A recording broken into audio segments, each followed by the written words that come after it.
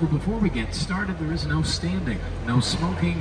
Keep your arms, legs, hands and feet inside the wood rails at all times.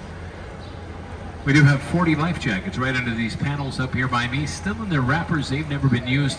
If you do, for any reason, find yourself in the San Antonio River today, please don't panic. Just stand up, walk right out. It's only about 3 to 4 feet deep. Should be all right. We're going to start off the tour here in an area known as La Villita, or Little Village. This area was settled by the Spanish soldiers and their families back in the 1700s. Go up to street level here, nice little art galleries and boutiques. Good places to shop up there. Got 2 restaurants over here on the left. Both of those used to be German homes back in the 1850s. They were the homes of the Dashiell and Bamback families. Now we're getting into the Arneson Theater. It's an open-air theater. It seats 800 people. It's named after Edwin P. Arneson. He was the chief engineer of the Works Project Administration that completed the Riverwalk back in 1941. So we head through the theater. Take a look to the right at the stage. You might recognize it from Miss Congeniality. We had Sandra Bullock up there dancing around in a bathing suit. Also 5 bronze bells right above the stage. Each one of them represents one of the 5 Spanish missions in San Antonio. We're heading under Rosita's Bridge. Rosita Fernandez played on that stage for 26 years in the show Fiesta Noche del Rio, which is still in production today. Should have finished season number 64 a few Augusts ago. Whole season was postponed. They finally came back. We're going to start season number 66 this month. Over here to the right is the Briscoe Western Art Museum that just recently opened. It's got a lot of different artwork showing the history of the West, as well as an interactive diorama, the Battle of the Alamo. Pancho Villa's saddle standing on his sword are on display in there. I'm sure you've noticed a lot of the trees have lights hanging from them. Just so you know, it takes them 3 months to put those up. They leave them up through the holidays. It takes another 3 months to take them down. Why they just don't leave them up all year, I'm not sure. Seems like that'd be a lot easier. Normally they're down by now, but we had a big international tourism convention that came through a couple weeks ago. So they kept them up for that. Now they're in the process of taking them down so they can put them back up starting in September. Extra work. We're going to be heading onto the Presa Street Bridge coming up. This is a solid iron bridge built in the 1890s, called an iron ornamental bridge. There are 10 of these left in the United States, 5 are on the San Antonio River. This one sits pretty low, so we're going to steer right through the middle of it. You might think you're going to hit your head on it, but trust me, if you don't stand up, you'll be fine. I, on the other hand, may not fare as well.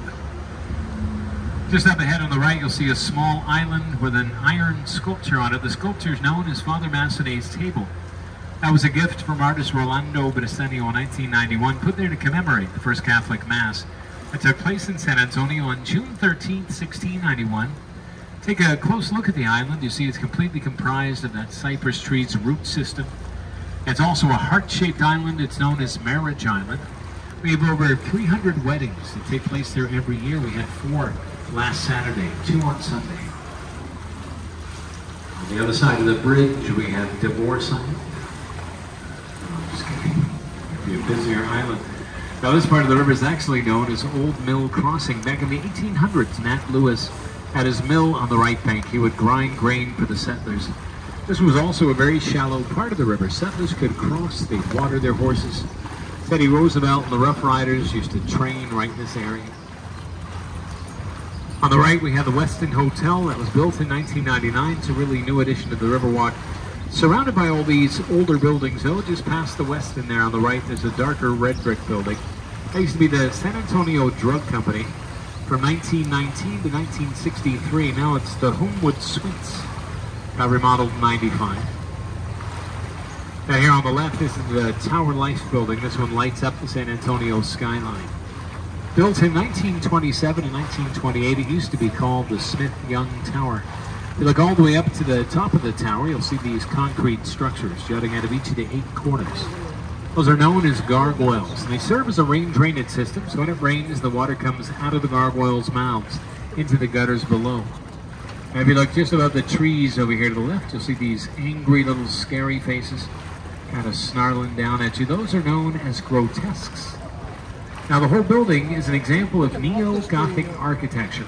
The original owners, Smith & Young, were fairly superstitious. They put all these things in place to ward off evil spirits and bad business. Unfortunately, 1 year after the building opened, the stock market crashed. In 1929, Cost them over $3 million to build it. They had to sell it for less than $30,000. Oh my gosh. Watch out for the pigeons and attack pigeons. I'll show you a neat little effect though. If you take a look back at the Tower Life building, you'll notice that it's transformed into a ship. It's like it's coming onto the river right behind us. Use your imagination just a little bit. Imagine a little Leonardo DiCaprio hanging on the front of it. If that helps. Now here on the right's the International Center. That was the San Antonio Main Public Library until 1998. Now it has the offices of the San Antonio Conventions Bureau. Also right above one of our marinas where we dock some of our boats at night. And directly in front of us is Old Big Red. It's the Bexar County Courthouse, built in 1896, made of red sandstone and granite. One of the oldest and largest continuously operating courthouses in Texas. As in case there's any cross traffic here, I have to honk the horn. Don't be alarmed. So this part of the river that we've been on, this is all the natural flow of the river. It's a natural horseshoe bend. The river flows to the left, and we're headed to the right into a man-made part. We're entering into the flood channel, which is left through floodgate 4. Now when it rains really hard, floodgate 4 will rise up out of the water like a drawbridge. Keeps the water at the exact same level in the horseshoe bend at all times. There's never any flooding back there. The hotels, the mall, the restaurants, all completely safe from flooding. That doesn't rain very often in San Antonio, but when it does, it can rain really hard, really fast. Flooding used to be a huge problem for downtown. In 1921, we had a flood that caused a lot of deaths, did a lot of property damage. So the Army Corps of Engineers came in here, built this flood channel for us. That put an end to all our downtown flooding problems. So there were a lot of prominent businessmen that wanted to fill in and pave over that other part of the river we were just on. Make room for more buildings and streets. But lucky for us, 2 women had the foresight to put a stop to that. It was Emily Edwards and Rita Maverick Green from the San Antonio Conservation Society in 1924. And a few years after that, there was a graduate from the University of Texas by the name of Robert H. Hugman. He designed the entire Riverwalk at the age of 27. Presented his plans to the city. City approved it in 1929. Still wasn't completed until 41. After the Works Project Administration took over, Hugman is still known as the father of the Riverwalk.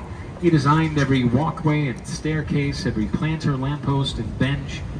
Everything you see in the Horseshoe Bend is pretty much Hugman's design. Now, we didn't design this walkway over here on the right. That's fairly new. It's been there about 16 years. That was a gift from the Drury Plaza Hotel. It's an 850-foot walkway, connects floodgates 3 and 4. Now you can walk all the way around the horseshoe. And over here to the left, through the trees, kind of hard to see anything back there, but it's Main Plaza. Established in 1731 by Spanish settlers from the Canary Islands. It used to be the heart of the city. There's also San Fernando Cathedral back there, built in 1739. Still houses some of the remains of the heroes from the Battle of the Alamo. Now, people always think that the San Antonio River is just a small river where it's man-made, doesn't flow very fast, but it actually starts just about 6 miles north of here on the campus of Incarnate Word University. And it comes up through springs from an underground lake known as the Edwards Aquifer. Flows through the zoo, through downtown, goes about 230 miles southeast of here where it meets up with the Guadalupe River, flows out to the Gulf of Mexico. And you see that big tree right in front of us? That's the oldest and largest cypress tree in San Antonio. It's over 350 years old, over 9 stories tall. Also known as the sniper tree. Back in 1835, there was a Texas patriot by the name of Ben Milam. He was staying at the Veramente Palace, which was just to the left here. And he was shot by a sniper from that tree right there. And now we're going to go under floodgate 3. This one comes down like a guillotine. Don't worry, they don't start their random testing until after 4 p.m.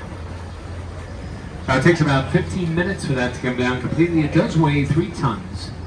And it comes straight down.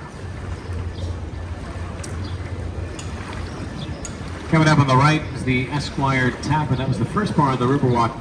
They opened the doors in 1933. And they opened the day after Prohibition ended. Pretty much just took down the barbershop pole and it was business as usual. They say it was a speakeasy before that. Also has the longest wooden bar in Texas at 108 feet long. And here on the left is the Drury Inn and Suites. That used to be the City Public Service Building back in 1921. Just to give you an idea of the severity of that flood, if you look to the top of the first floor windows, right where the 3 shields are, that's how high the flood of 1921 reached. was a major flood. It's a great example, though, of how we like to take an old building, give it a second chance at a new life here in San Antonio. We try not to tear anything down if we can help it. Coming up on the right, you'll see tourists in their natural habitat. One of our ticket locations here. This one's at the Aztec Theater. The Aztec over here to the right was opened in 1926. Used to show silent movies. They just finished about a 3-year-long run with a country and western show known as San Antonio Rose Live. They have another live music venue on now. One of the last remaining Mayan theme theaters left in the United States. We're about to head under Salinas Bridge, named after late Tejano singer Selena Quintanilla. She was photographed on this bridge, as well as Jennifer Lopez, who played her in the movie Selena. Also partially filmed right up here.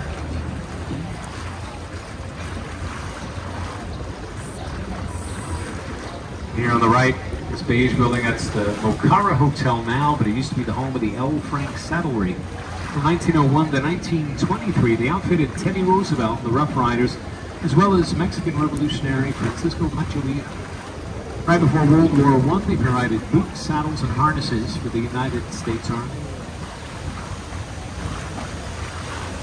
And on the left is La Mansión del Río, or Mansion on the River. Used to be the site of the St. Mary's School for Boys back in 1853. And it was the St. Mary's Academy and the St. Mary's Law School. In 1966, 2 former students from the law school purchased the building. They remodeled it, opened it up for Hemisphere in 1968. It still has some of the original artifacts from the boys' school in the lobby and in the lounge. Now we're going to head under the Navarro Street Bridge. When we come out from under this bridge, I'm going to show you a really cool optical illusion. When we come out from under the bridge, everyone take a look up and to the left, where once stood a 26-story, 3-dimensional building. Will have been replaced by a 26-story, 2-dimensional wall. Looks like it might fall right down on top of you. Take a look up. You can hang out here all the time. Huh? That's the Nix Hospital right there. Built in 1930, it's one of the country's first full-service, fully air-conditioned hospitals. Had everything from ambulance service to daycare to indoor parking. Carol Burnett was born in that hospital, as well as Oliver North and Michael Nesmith from the Monkees. This part of the river here is known as South Bank. This is where you can find a lot of the nightlife on the Riverwalk. Relatively quiet now. Give it another 5 or 6 hours. People will be lined up on the sides of the river, screaming at every boat that goes by, throwing things on the boat drivers. I don't recommend that. That's why I work the early shift. So I can come back here and throw things on boat drivers. All right, in front of us is the Hyatt Regency. That was built in 1981. The Alamo is just on the other side of the Hyatt. If you're interested in going, this is a great way to get there. Come around the bend, take a look to the left. You'll see these glass doors with the headers that read Paseo del Alamo. That's the passageway to the Alamo. Quickest way to get there from the river level. And it's a beautiful walk. The river goes through the building. You go through those doors, you walk through a series of waterfalls and gardens. When you get to the top, it puts you right across the street to the front of the Alamo.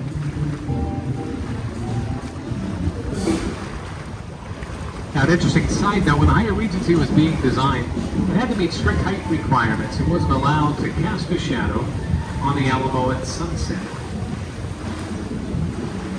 This building coming up on the right, that's the Casino Club building. It was opened in 1927. It used to be a German social club.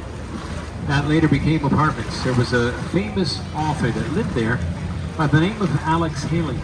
He wrote a lot of books that became movies. Probably most notably was Roots. He lived there. Also actor Tommy Lee Jones lived in that building for just a little while. Now we're getting into my favorite part of the Riverwalk. This is River Square. This is where you're going to find the majority of the restaurants. All the tantalizing aromas. Now we also offer a dining boat service. We can go to any one of these restaurants and set that up. Get a breakfast boat, lunch, dinner. If you just want cocktails, you can get a cocktail cruise. It was on hold for a while. It's finally back. Nice way to enjoy the Riverwalk.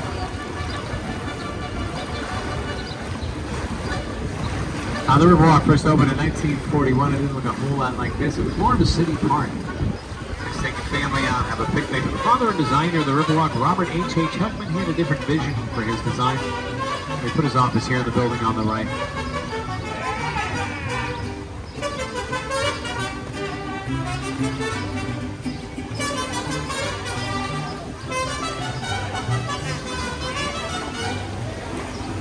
So that's the Clifford building. Huckman's name is written above the first floor. He put his office there to prove to everyone that a business could thrive on the Riverwalk, that he wasn't afraid of flooding.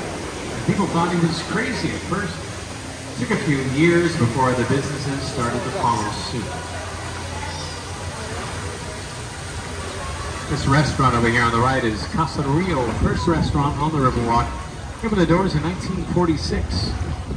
They were the first ones to do the riverboat tours, as well as the dining boats. They also celebrated their 76th anniversary last October. So we're going to be leaving the natural flow of the river. One more time, we're going to head on to another man-made part. This is the bottom of the horseshoe. Give you an idea where we are. And this part of the river that we're entering was built in the 1960s for Hemisphere. Now, if you're not familiar with what Hemisphere was, it was kind of like the World's Fair. It came to San Antonio in 1968. We had 7 million people coming to town for Hemisphere over the course of 6 months. So they built this part so people could take river taxis from the natural flow of the river to get to the convention center. I'm going to go to And India people and do the loved the same thing. Riverwalk so much during Hemisphere, they kept coming back, bringing their these too. tourism I'll go really do started this. to grow as a result of the That'd be nice. Hemisphere of 1968. That kind of put us on the map. In my bucket list. Now, if you ever want to move to San Antonio, if you live here already, want to open up a business, we have the Chamber of Commerce on the left. We have all kinds of information for you. This message is brought to you by the Chamber of Commerce. This is me all the way. Now, since this is a man-made part of the river, there's no natural flow to it. This part of the river is lined with concrete. The rest of the river has a mud bottom. But there are still a whole lot of little critters that live here that don't realize that this is man-made. We have tilapia, perch, catfish, sunfish, crawfish. That's right. A whole lot of snakes in here. A lot of snakes. I've seen it. We've got turtles too. Turtles are nice. So they built this waterfall over here to the right. This waterfall helps keep the water flowing, keeps it filtered and aerated. Keeps all those little critters alive and well. And just to the right here, over the wall through the clearing, you'll see a tower. It looks like the Jetsons' house up there. That's the Tower of the Americas. That was the centerpiece of the Hemisphere of 1968. It's also the second tallest freestanding tower in the United States. And it's second only to the Stratosphere in Las Vegas. We're actually 16 feet taller than the Space Needle in Seattle. Stratosphere is 1,000 feet tall. Ours is 750 feet. Stratosphere has some sort of ride or roller coaster, bungee jump or something on theirs. We have a restaurant on ours that spins once every hour. Not quite as fast as a roller coaster. Get a pretty good view of the tower over here to the right. That section over there to the right takes you to the convention center, but that stop sign over there to the right says we can't go back there. Not exactly sure why, but we must have made the stop sign. Everyone had a chance to get to the shops at River Center. If you haven't, I don't want to ruin the surprise for you, but it's a mall. It's not like every other mall you've ever been to, but it sits on the banks of a river. I guess that makes it kind of special. We're headed to the River Center Mall Lagoon right now. You can check it out for yourself. Our mall has 125 stores. There's a food court, an IMAX theater, a comedy club. There's also a Purple store. If you like Purple stuff, that's all they sell. Apparently there's a demand for Purple things that I'm unaware of. Always been very popular. They've also opened up a Dave & Buster's at the mall. We've got this Margaritaville coming up on the left. They've opened a Legoland and an aquarium called Sea Life. We've got some new things going on at the mall. There's also a new section of the river that we won't cover on the tour. It's an extra 1.2 miles. It's been added in the last 14 years. It's called the Museum Reach. It opened May 30th of 2009. And you can still get there by boat. There's not one of these boats. You have to take one of our Rio shuttles. If you're not familiar with the Rio shuttles, they look exactly like these boats, except it says shuttle on it. If you're looking to get from place to place on the river and not have somebody tell you about everything, that's the way to do it. Catch me at any one of our 15 Rio shuttle stops scattered throughout the river. They'll have a blue sign with a number on it. They'll pick you up there, they'll take you through a lock, you'll raise 9 feet, head out to the Pearl Brewery, which is now the Hotel Emma. A lot of different shops and restaurants up there. They do a farmer's market on the weekends. There's also the San Antonio Museum of Art and the VFW, Post 76, the oldest VFW post in Texas. Right there on the river and open to the public. Check out the museum reach if you get a chance. Those shuttles start every day at noon and they go until 8 o'clock. That farmer's market will go on tomorrow and Sunday until 2. Headed to the left here, over the mall, is the Marriott River Center. That was built in 1988 when the rest of the mall was built. The only reason I pointed out is before it was there was another hotel there. It was the Fairmount Hotel, built in 1905. Now in San Antonio, we don't like to tear down any of our old buildings, so what they did with the Fairmount, they loaded it up on pneumatic tires, and they moved it 6 city blocks to where it is today on the corner of South Alamo and Wema. That move is in the Guinness Book of World Records for being the largest building moved that great of a distance. The record has recently been beaten, but we did set the record back in 1985. And it took 6 days to complete the move. Over 5 years of planning and paperwork. People lined the streets with coolers and lawn chairs. The whole thing was televised. Everybody wanted to see this building go down the street at 0.04 miles an hour. It's a big, exciting time for the city. It was a week before the paint drying festival. The Fairmount still in existence today. You can go check out the lobby of the hotel. They have all the newspaper clippings there documenting the event. We have a new sculpture over here to the left, just been unveiled in the last 12 months or so. It's called Stargazer. It's done by an artist named Pedro Reyes from Mexico City. It's made almost entirely out of volcanic rock. With the exception of the star in the figure's hand, that's made of carved marble. And over here to the right, you'll see a large bronze statue. That statue is San Antonio de Padua, or St. Anthony. And St. Anthony was a friar in the 12th century from Portugal. That statue was a gift from Portugal for the hemisphere of 1968. St. Anthony had a huge role when it came to the naming of this river. When the Spanish explorers first came upon the river, it happened to be June 13th, 1691, which is the feast day of St. Anthony. So they called the river the San Antonio River. Now, prior to that, the river was known as Yanaguana, which is a Payaya Indian dialect that means place of peaceful waters.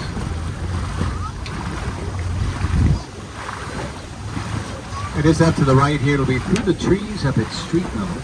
Get a good view here in a second. You'll see the top of the church steeple.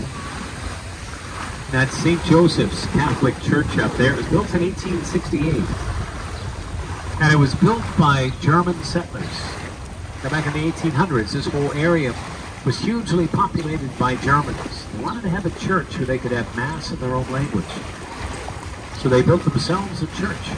Now, to this day, every last Sunday of the month, they do all the services completely in German. They have a choir that comes in by the name of Liederkranz. They sing all the hymns in German as well. I believe that was last Sunday. So if you're still yearning for a German sermon, you're going to have to wait. And out to the left here, after this last big tree, you'll see the Hilton Palacio del Rio, or Palace on the River. Give you a little bit of history behind that hotel up there. So 1968, we had the World's Fair, the Hemisphere thing going on. 7 million people coming to town where we didn't have a whole lot of places to put them. That hotel was booked solid 14 months before Hemisphere. All 500 rooms were completely booked. Now, the big problem with that is there was no hotel there. It was just an empty space. So they needed to get a hotel built very quickly. What they did is they called in a graduate from Texas A&M University by the name of H.B. Zachary. How he did it is about 8 miles south of here. He constructed every room, complete with a carpet on the floors, pictures on the walls, soaps in the dishes, towels on the racks, Bibles in the drawers. The beds were made. He loaded those rooms on flatbed trucks, drove them into town, hoisted them up by crane, and stacked them, one on top of another, like Lego blocks. We're about to come in front of the building here. It's going to be on the left when we do. Take a look past the first 4 floors. You'll see that every room after that is identical in dimension. This building is also in the Guinness Book of World Records for being the fastest constructed modular building of its size. They completed the entire project in just 202 working days. And they took weekends off, so it was about 9 months' time when they finished. It was just 3 days before Hemisphere. A really close call. But that does just about take us to the end of the tour. Almost back where we started. Make sure you take a look around your seats. Make sure you haven't forgotten anything. Good video. Well, we had a great time on the tour. So you know, tipping is allowed.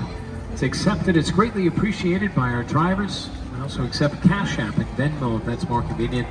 I'm going to dock the boat here, tie it down. Give me a second to get everything tied and secured. Before you stand up, I'll let you know when it's safe to stand up and exit. Enjoy the rest of your time here. Have a great weekend. Thanks for coming out to the San Antonio Riverwalk.